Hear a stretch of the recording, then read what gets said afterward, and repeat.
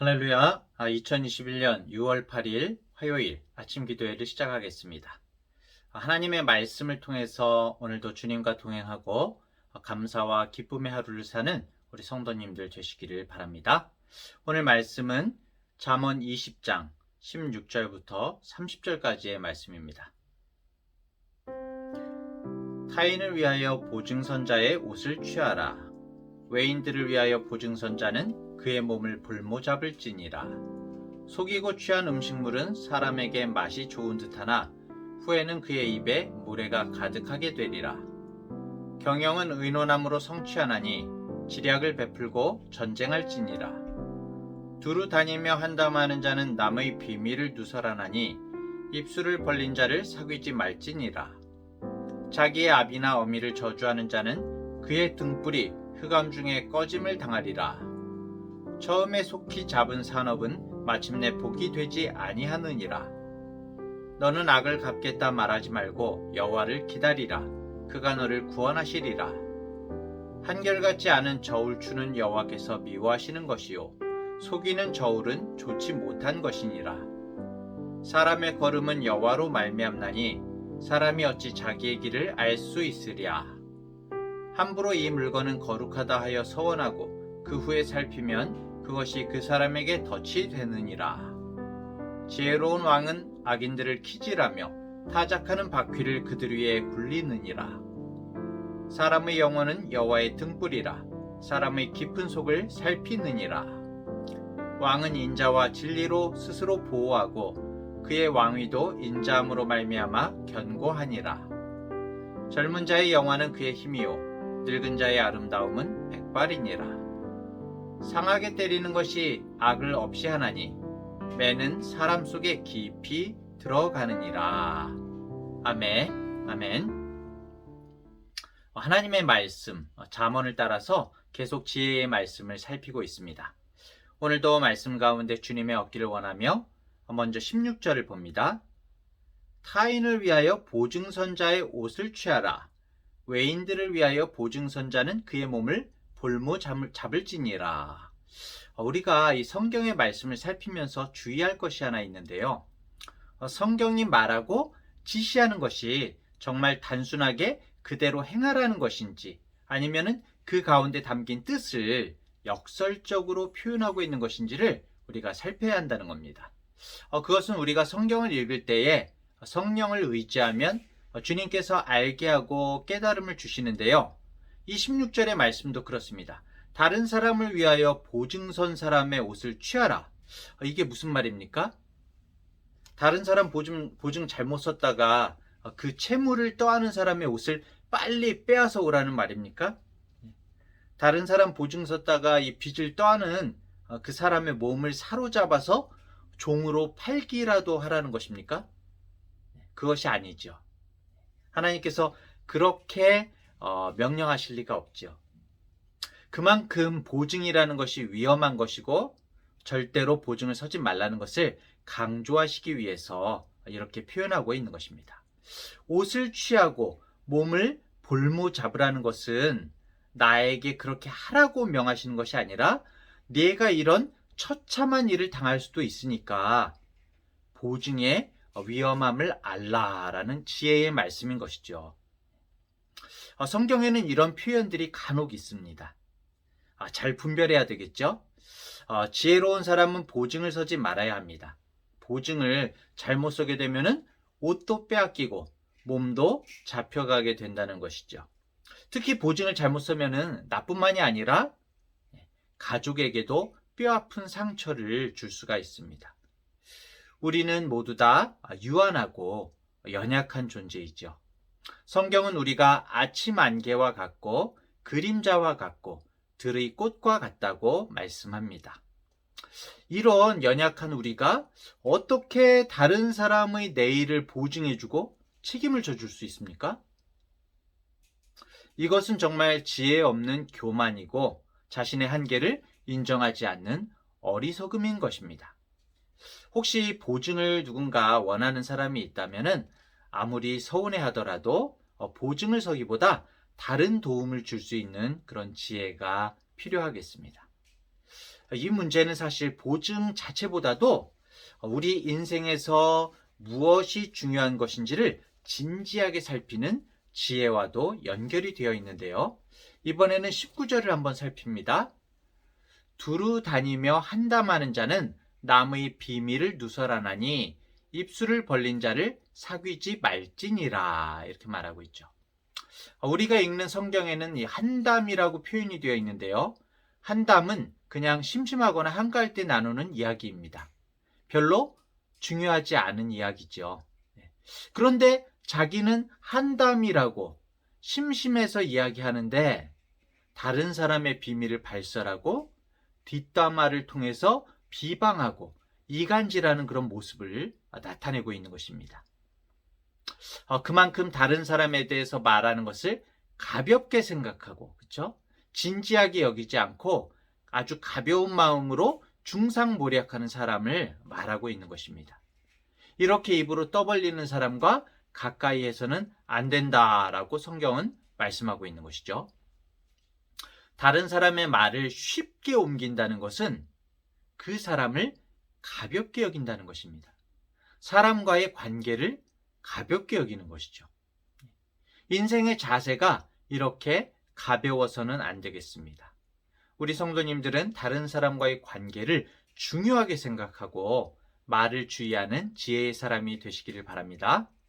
자, 이어서 21절을 볼까요? 처음에 속히 잡은 산업은 마침내 복이 되지 아니하느니라, 이렇게 말했습니다. 이 속히 잡은 산업이라는 것이 무슨 말일까요? 이 산업의 원어를 살펴보면은 물려받은 것, 유산, 유업을 말하고 있습니다. 이것이 부모님에게 물려받은 재산이 될 수도 있고 다른 누군가에게 물려받은 재산을 말하는 것이기도 합니다. 그런데 여기서 이제 재산이 이 산업을 속히 잡았다고 나오죠. 속히 잡았다는 것은 그 유산을 부모가 아직 상속할 의사가 없음에도 불구하고 굉장히 마지못해 마치 누가복음 15장에 나오는 둘째 아들 탕자 있지 않습니까? 탕자가 막 제 재산을 미리 주세요 막 이런 식으로 막 부모님에게 막 따져 물었죠. 이렇게 둘째 아들처럼 준비되지 않은 유산을 받는 것을 말합니다. 받을 준비가 되지 않은 유산은 복이 되지 않는다는 것이죠. 사실 유산은 부모의 헌신과 노력으로 만든 것이죠. 거기에 자녀가 더한 것은 사실 아무것도 없습니다. 그 유산은 부모에게는 정말 수고하고 애써서 번 것이지만 자녀에게는 어찌 보면 뭡니까?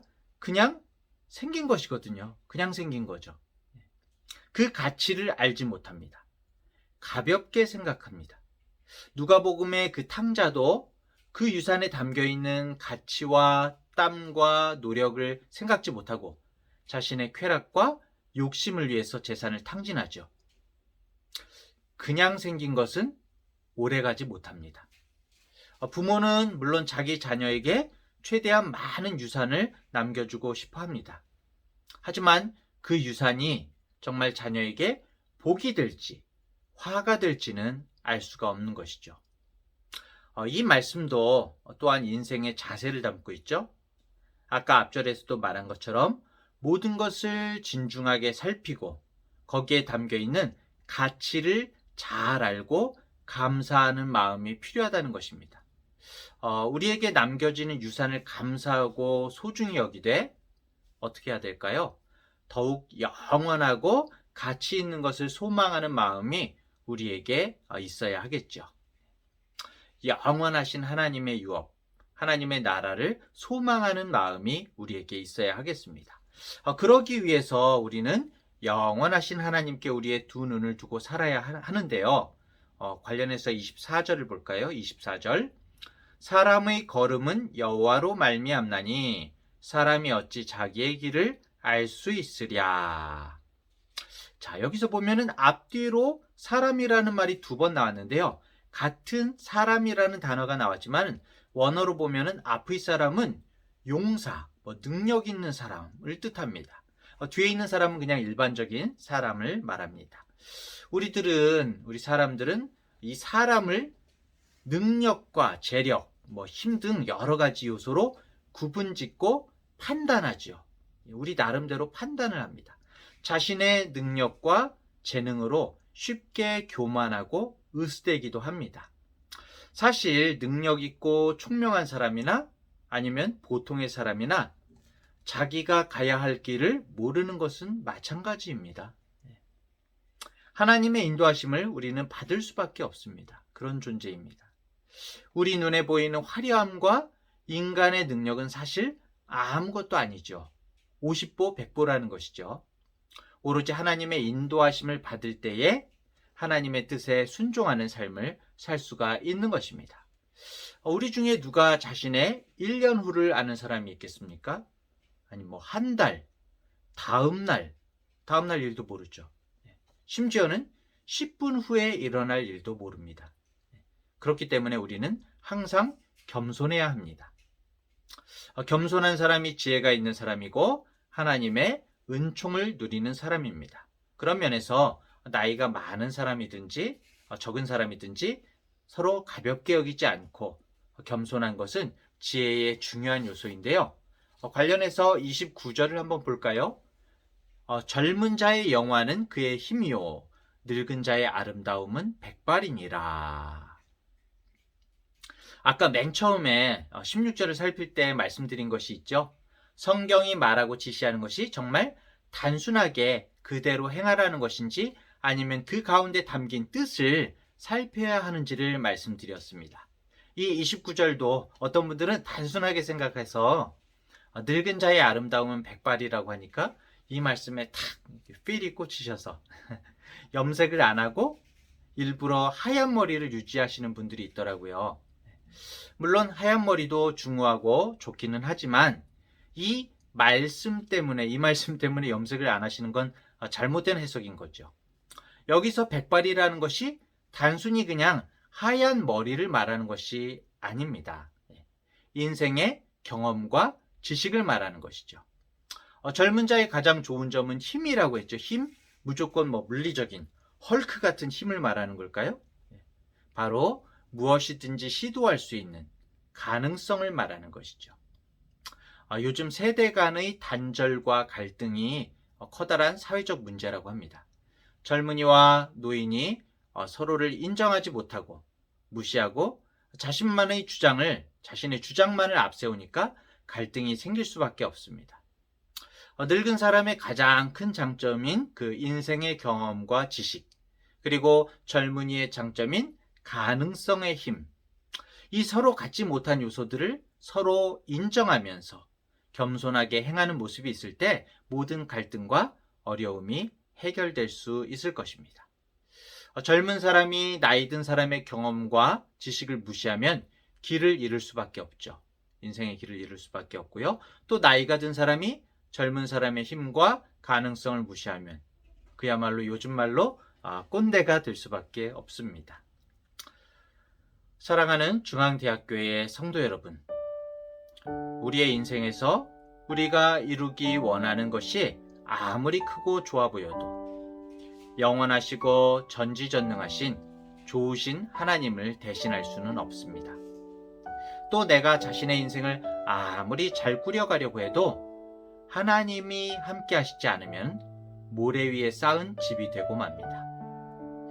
오늘 하루도 나의 인생과 또 다른 사람의 인생을 소중하게 여기면서 오늘 제목이죠. 인생을 가볍게 여기지 말고 눈에 보이는 것만으로 세상을 판단하는 것이 아니라 영원하신 하나님, 모든 것을 이루고 인도하시는 하나님을 기억하며 주님께 간구하며 오늘 하루를 걷는 우리 성도님들 되시기를 간절히 축원합니다. 기도하겠습니다. 하나님 아버지, 나의 눈과 나의 판단이 모든 것이라고 생각하며 그렇게 사는 어리석은 사람이 될 때가 많이 있습니다. 다른 지혜로운 사람들의 말에 귀를 기울이며 스스로 겸비하고 겸손한 그리스도인이 되게 하여 주시옵소서. 내 자신이 정말 보잘것없고 유한한 존재임을 잊지 않고 인정하며 세상의 화려하고 보암직한 것들에 마음을 빼앗기는 것이 아니라 영원한 하나님의 나라에 마음을 두고 하나님의 말씀을 지키며 하루하루 걸어가는 삶이기를 원합니다. 특별히 주님께서 주신 이 인생을 가벼이 여기지 않고 진지하고 성실하게 하루하루를 살아갈 수 있도록 주님 인도하여 주시옵소서. 오늘 하루도 지혜와 명철의 길을 갈 수 있도록 주님 붙들어 주시옵소서. 예수님의 이름으로 기도합니다. 아멘.